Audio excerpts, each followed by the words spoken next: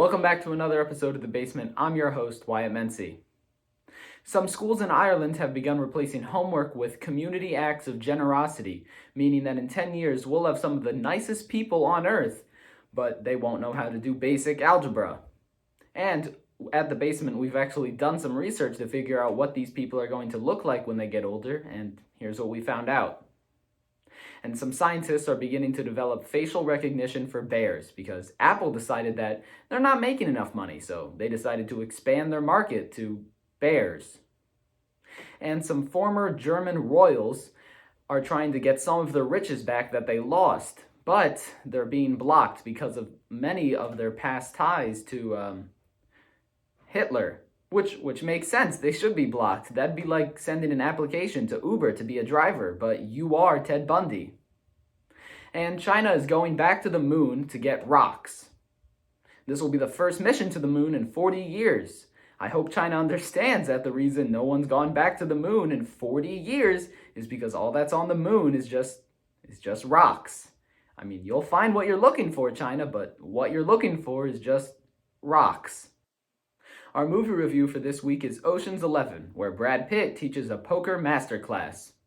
And in this movie, there's also a man named Mr. Ocean who gets released from prison in the beginning of the movie, and before they let him go, they ask him, "Once we release you, do you plan to commit another crime?" And he says, "No."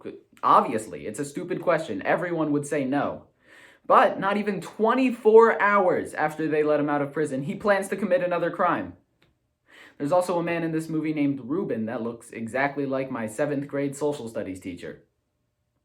The main plot of this movie is that there's this big heist that these guys want to do, and they spend 2 weeks planning it. But right before the big heist, they realize they forgot something. So they just do a little heist, like randomly. They just go and rob a place without any planning. So I have no idea why they needed 2 weeks to plan for the other heist. It's ridiculous.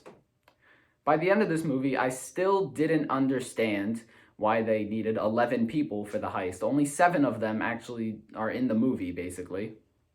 And near the end of the movie, Mr. Ocean goes back to jail, sadly. But then at the end of the movie, very end, he gets out of jail again.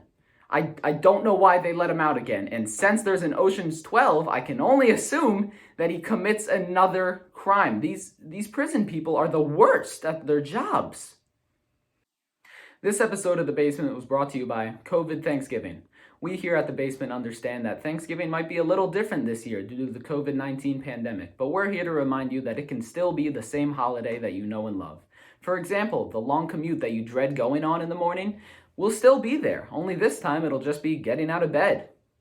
And you'll still argue with your family about politics for what feels like hours, only this time it'll just be over Zoom. And you'll still eat some really bad food that you didn't really want to eat, only this time it'll be chicken nuggets that you burned and you eat it because it's all you have. Either way, we here at The Basement, which is just me, hope that you all have a happy and safe Thanksgiving. Thanks for watching another episode of The Basement. I'm your host, Wyatt, and don't forget to let me know what movie you want me to review next down in the comments. I'll see you next time.